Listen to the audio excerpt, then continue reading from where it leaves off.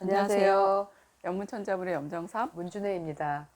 자, 오늘은 제 52강으로 도읍, 화하, 동서, 이경 이 8글자를 배워볼 건데요. 네. 지난주까지는 우리가 뭐 어떤 윤리 도덕이라든가 그렇죠. 뭐 도리 네. 뭐 이런 거에 대해서 했던 것 같은데 분위기가 네. 좀 바뀐 것 같아요. 네, 천자문에서 바로 요 그 강부터가 중국의 아주 구체적인 역사, 그리고 역사적인 곳, 장소, 역사적인 인물들이 이제 다뤄지고 있어요. 네. 오늘 이제 배우시게 될 이 구절에서도 맨 처음 이제 아주 중요한 역사적인 도시 두 곳을 들라 그러면 동경이라고 얘기할 수 있는 동쪽의 수도라고 할 수 있는 낙양, 서쪽의 수도라고 할 수 있는 장안, 지금은 서안이라고 부르죠. 네. 이 두 도시에 대한 설명으로부터 시작을 네. 합니다. 그럼 앞으로는 네. 이제 중국의 역사하고 역사와 관련된 어떤 지식들을 좀 많이 얻을 수가 있겠네요. 네, 그러면서 이제 천자문의 내용이 어려워지는데요. 그래서 어려워집니까? 네. 자, 도읍, 화하 할 때 요 4글자부터 한번 네. 보실까요? 일단 도자는 우리가 수도, 뭐 도읍 할 때 그럴 때 도읍 도자고요. 읍자는 우리가 고을읍자. 고을읍자, 네. 예, 무슨 읍 지금도 그렇죠. 읍자 쓰죠. 네네. 그렇게 고을읍자라고 풀고요. 그 다음에 화자는 꽃 화자, 아름다울 화자. 네. 그리고 그 다음에 하자는 하는 우리가 여름 하자라고 보통은 그렇죠. 이제 뜻을 새기는데 네. 여기서는 여름이라고 하는 뜻과는 조금 다르게 쓰였으니까 글자 설명할 때 네. 다시 한번 설명해 드릴게요. 네. 그 다음에 동서 이경의 동자는 잘 아시는 동쪽을 뜻하는 동력 동자고 서자는 서쪽을 뜻하는 선역 서자이고 네. 이자는 두이자 하나 둘 할 때 두이자 그다음에 경자는 서울 경자입니다. 네. 네. 자 도읍 화하 할 때는 도읍 우리도 도읍지 할 때 도읍이란 말 쓰잖아요. 그런 것처럼 낱개 글자도 물론 뜻을 가지고 있지만 아주 큰 도시, 수도가 될 만한 큰 도시 이런 뜻을 가지고 있습니다.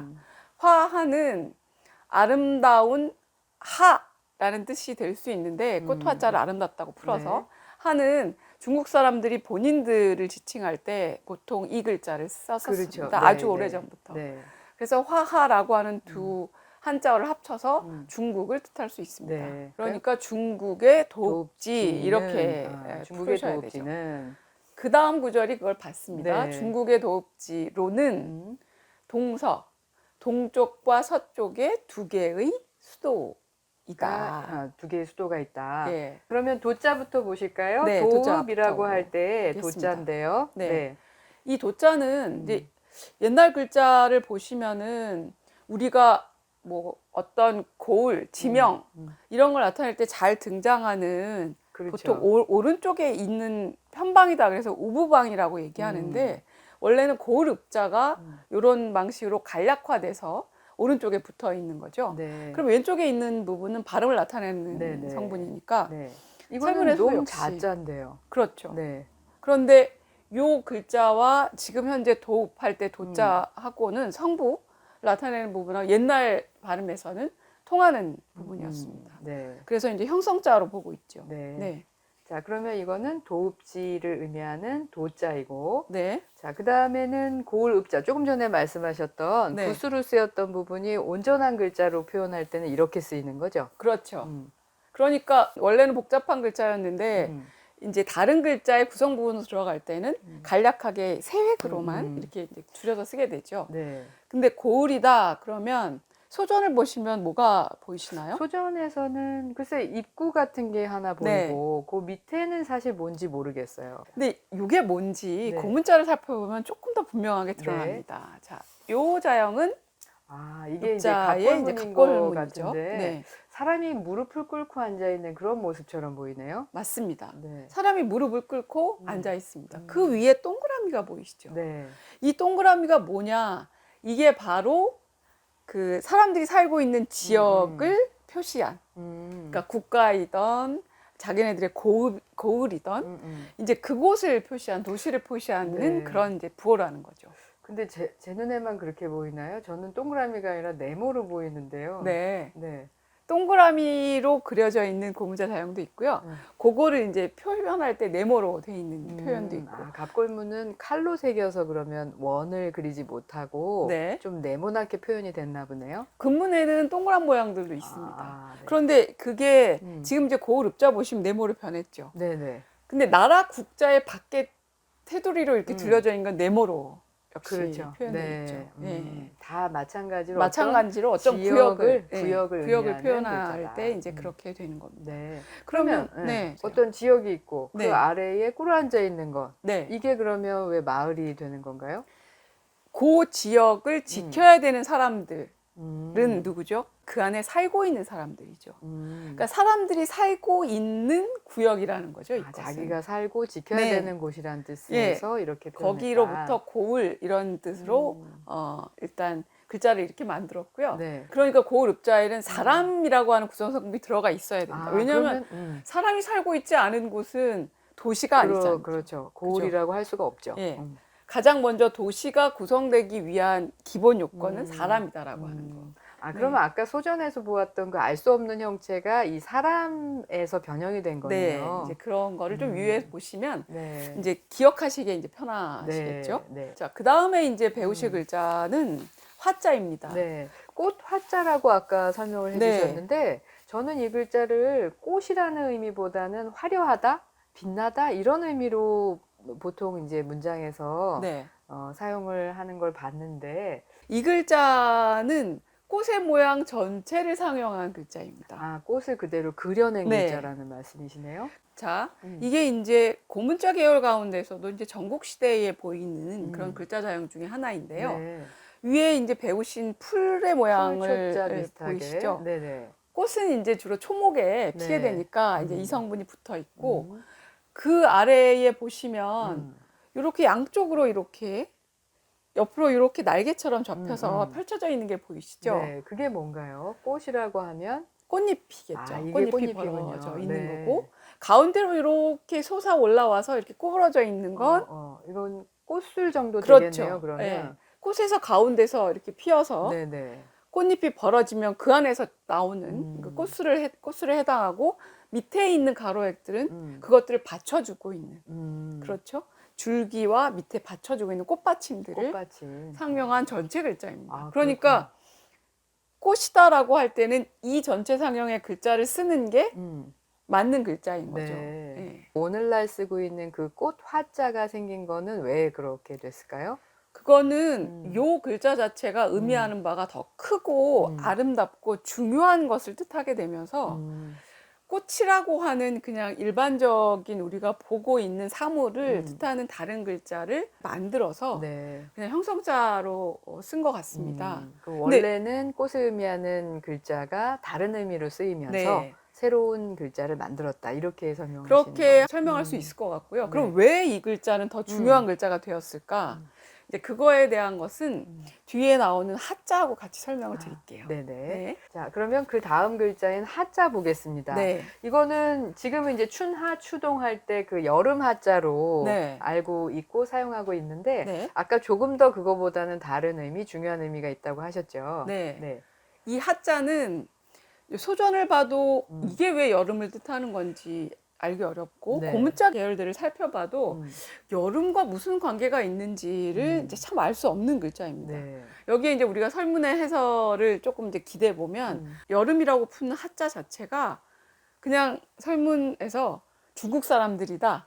중국을 의미하는 네, 글자다. 그때 중국은 이제 중원의 나라에 살고 있는 사람들이다 이런 뜻이죠. 지금처럼 그렇게 영토 범위가 막 확대된 그런 뜻까지는 아닌 것 같고요. 네. 지금의 글자는 손은 보이지 않는데 네. 소전의 글자에는 손도 있고 발도 있고 얼굴도 있고 그러네요. 네. 그래서 이제 중국 사람들이 어떻게 치장을 하고 어떤 행위를 했는지 이런 것들을 구체적으로 보여주고 있는 글자에서부터 시작한 게 맞는 것 같습니다. 네. 근데 나중에 이제 이게 여름이라고 하는 뜻으로 가차돼서 쓰였고 그렇다면 아예 처음부터는 하자 자체가 중국 사람들이 본인들을 부르는 그런 글자로 썼다는 거죠. 네, 제가 알기로는 이 네. 하가 나라 이름으로 쓰인 게 있어요. 요임금, 순임금을 지나서 본격적인 왕조의 시작을 네. 하왕조로 할 때 그렇죠. 그때 최초의 이- 왕조라고 그렇죠. 얘기가 되죠. 예. 그러면 어쩌면 그게 이제 나라 이름이기도 하지만 네, 부족 내지는 어떤 민족의 음. 이름일 수도 있겠어요. 하가. 그렇죠. 예. 그렇게 시작했지만 음.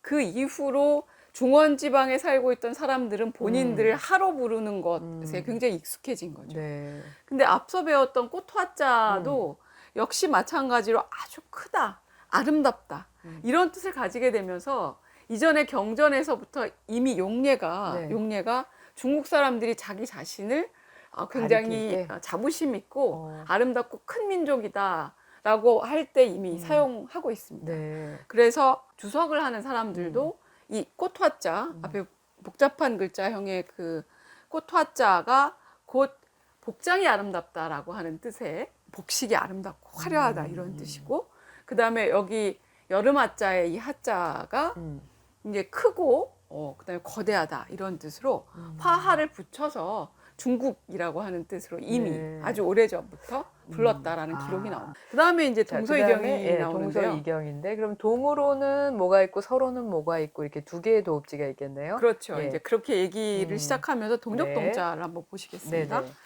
동력동자는 소전을 보시면 구조는 간단해요. 예, 나무가 있고요. 네. 해일이 있어서 네. 보통 이제 나무에 해가 걸린 것처럼 표현이 되는 것 그렇죠. 같은데. 해는 어디서부터 해는 뜨나요? 동쪽에서 뜨니까. 네. 네. 그래서 이제 당연히 뭐 이게 해가 해하고 뜨는 관계 있는 글자인 네, 것 같아요. 동쪽 방향이다. 예. 그래서 이게 동력동자다. 이렇게 이제 풀이를 하면 참 쉬운데 네. 고문자 자형만 한번 이제 보시겠습니다. 해 네. 보입니까? 해도 안 보이고 나무도 안 보이고 아무것도 안 보이는데. 네. 이 동력동자는 옛날에 음. 이렇게 그 줄로 이렇게 엮어서 꾸러미를 만드는 거. 물건을 왜 포장할 때 보면 이렇게 싸가지고 그냥 놓으면 풀어지니까 네. 줄로 이렇게 저렇게 가로 세로 엮어가지고 양쪽을 이렇게 묶어맨. 네. 그럼 일종의 그렇죠. 꾸러미를 예, 주머니나 꾸러미. 주머니 꾸러미 네. 이런 걸 표현한 거네. 물건을 담아놓는. 네. 그러니까 동쪽과는 사실 아무 관계가 그러네요. 없는 글자였다는 네. 거죠.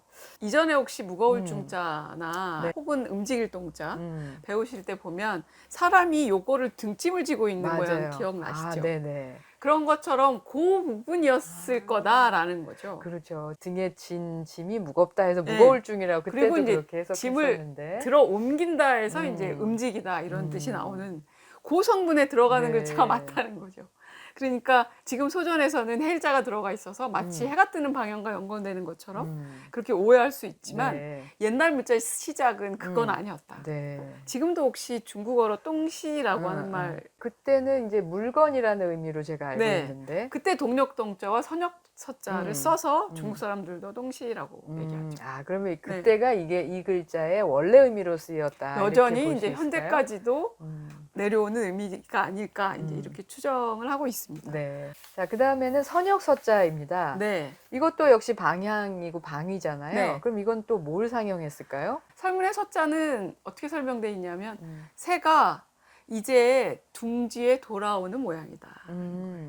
그럼 새의 둥지인가요, 이게? 그렇죠. 애초부터 새가 깃들어 살고 있는 둥지입니다. 새 둥지는 어디에 있어요? 새 둥지는 나무 위에나 땅에다가 뭐 새 이렇게... 둥지를 짓는 새는 없죠. 그렇죠. 나무 위에 짓죠. 예. 그래서 이 설문의 혹체, 그러니까 이 선역서자의 다른 이체자형에 보면 나무 목자에 첫자, 안에 첫자가 들어가 있는 글자로 서자가 나와 있고 네. 이게 같은 글자입니다. 아, 저는 그 한자를 네. 깃들서 어디에 이제 네. 머물러 살다 이런 예. 의미로만 알고 있었고. 그래서 서식하다 할 때 이제 그 글자를 네, 쓰는데 맞습니다. 선역서자로 쓰지 않죠. 네. 근데 원래는 서쪽을 뜻하는 글자의 혹체자였어요. 예. 그러니까 새가 이제 날던 것을 접고 돌아오는 시각, 그 시각은 저녁 시간이고 해가 저무는 서쪽이라. 그래서 이제 것을 이게 나타나게 됐다는 서쪽까지도 의미하게 네. 됐군요. 아, 이건 또 재미있는 또 이야기가 있네요. 근데 여러 개 보여드린 이제 아래에 흘러나가는 이제 고문자 계열들을 보면 선역 서자를 그린 글자들이 그럼 저거는 새둥지를 그린 거구나. 이렇게 저렇게 나뭇가지를 엮어가지고 새가 자기 살집을 만들어 놓은 거라는 거죠. 그렇죠. 네. 뭐 그냥 이것만 봐서는 그런 생각이 안 드는데 네. 새 집이라고 설명을 해주시니까 아 그런가 보다 네, 하는 그렇죠. 생각이 듭니다. 네. 그렇죠. 그러니까 생각을 어떻게 가지느냐에 따라서 네. 물건들은 얼마든지 다르게 그렇죠. 보일 수 있다는 거. 네, 동서. 네. 자, 그다음에 이제 이경할 때의 이자. 이자는 뭐 두 이자니까 네. 뭐 막대기 두 개 이렇게 쌓아 놓으면은 그게 네. 이제 두 개다 이렇게 설명할 네. 수 있죠, 뭐. 뭐 간단하고 네. 여러분들도 어렵지 않게 보시면 바로 음. 이해가 되죠. 네. 획이 같은 두 개의 줄로 두 이자를 썼는데 이제 한 가지만 더 설명을 드리면 설문에는 고문의 자형이 나오는데 거기 보시면 두 이자가 아래에 있고 조금 복잡하게 이렇게 주살 이자 아예 모양 같이 생긴 그거를 같이 더해서 네. 좀 복잡한 글자를 네. 이제 보여주고 있습니다. 가진 자 보시면은 요 고문의 자형 밑에다가 조개패를 맞습니다. 더한 그런 네. 글자죠. 네. 그러니까 두 이자를 표현하는 방법에 여러 가지가 있다는 걸 좀 주의해 네. 보시면 좀 좋을 것 같고요. 네. 자, 마지막 마지막 경자 남은 글자가 이제 보겠습니다. 서울 경자입니다. 네. 자, 경자는 서울, 수도 이런 뜻이어서 네. 중국의 중국의 수도도 예, 북경, 베이징. 네. 그다음에 일본도 동경, 도쿄. 그때 그렇죠. 경자 붙이죠. 네. 네. 이런 것처럼 굉장히 수도를 나타낼 때 대표적인 글자입니다. 네. 근데 왜 그렇게 됐을까? 네. 글자를 한번 볼게요. 네. 갑골문이나 혹은 주대의 글자를 보면 뭐가 보이세요? 글쎄 지금하고는 좀 다르네요. 네. 위에 삼각형처럼 생긴 무슨 성인가요? 집인가요? 뭐 이렇게 생긴 네. 예전에 고자 배울 때 이 맞습니다. 자형이 나온 것 같은데요. 예. 그러니까 설문은 조금 이제 설명을 좀 복잡하게 하는 편인데 사람이 만들어 놓은 아주 높은 언덕이다. 언덕만 있는 게 아니라 보면 그 언덕 위에 건축물까지 세워놓은 그러니까 누대나 그런 탑 같은 건축물까지 세워놓은 그런 모양이 옛날 자연인 네. 거죠. 네. 거기로부터 아주 크고 높고 그리고 굉장히 높은 사람들이 살고 있는 곳을 뜻하게 되는 네. 거죠. 뭐 네. 이해가 되는 게 네. 높이 쌓아놓고 그 위에 또 집까지 지으면 더 높아지니까 그런 그렇죠. 곳에 뭐 이렇게 평범한 사람이 살지는 않을 것 같아요. 네. 지위가 좀 네. 높은 신분의 사람이 살 것 같습니다. 황제나 왕이 되는 사람들이 이제 살고 있는 네. 그런 지역인 거죠. 네, 이렇게 네. 해서 총 8글자를 배워봤는데요. 네. 혹시 보충하고 싶으신 것 있으실까요? 중국의 도읍지로 동서이경라고 음. 얘기했을 때 동쪽의 서울, 서쪽의 서울 네. 둘을 들 수 있다. 네. 이렇게 얘기를 했었습니다.